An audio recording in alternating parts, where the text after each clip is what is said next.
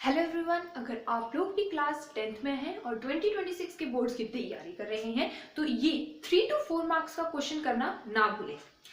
मैं बात कर रही हूँ बायो के इस टॉपिक की जो है how amoeba obtain its food. देखो, अमीबा एक यूनिसेलुलर ऑर्गेनिज्म है और ये अपना खाना अपने तरीके से इनटेक करता है, अपने तरीके से हजम करेगा, अपने तरीके से निकालेगा।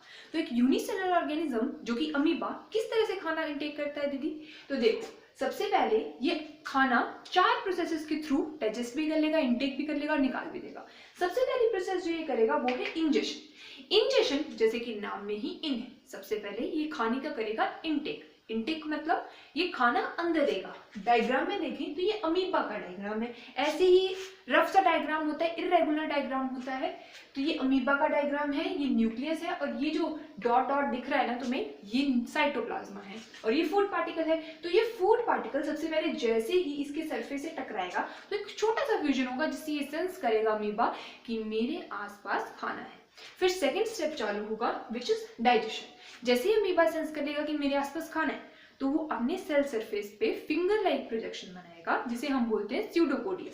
ये फिंगर लाइक प्रोजेक्शन में जैसे ही फूड पार्टिकल आएगा तो ये फिंगर लाइक प्रोजेक्शन जैसे स्यूडोपोडिया हम बोल रहे हैं, ये एंड से बंद हो जाएगा और बनाएगा एक फूड वैक्यूल जिसके अंदर अब फूड बच चुका है। अब फूड वैक्यूल क्यों नाम दिया है इसको? क्योंकि इसकी इस वैक्यूल के अंदर एक फूड पार्टिकल है, इसलिए हमने इसे बोला फूड वैक्यूल। अब जैसे ही खाना फूड वैक्यूल में आएगा तो यहाँ पे इसके ऊपर डिफरेंट एंजाइम्स एक्ट करेंगी जिससे अगर ये फूड पार्टिकल बहुत कॉम्प्लेक्स है तो ये सिंपलर फॉर्म में कन्वर्ट होगा और इसे डाइजेस्ट किया जाएगा। या ये थर्ड स्टेप भी हमारे यहाँ पे कंप्लीट होता है जिसका नाम है ऑब्जॉर्प्शन। ऑब्जॉर्प्शन में सारा खाना हजम हो जाएगा, डाइजेस्ट हो जाएगा, सिंपलर फॉर्म में कन्वर्ट हो जाएगा।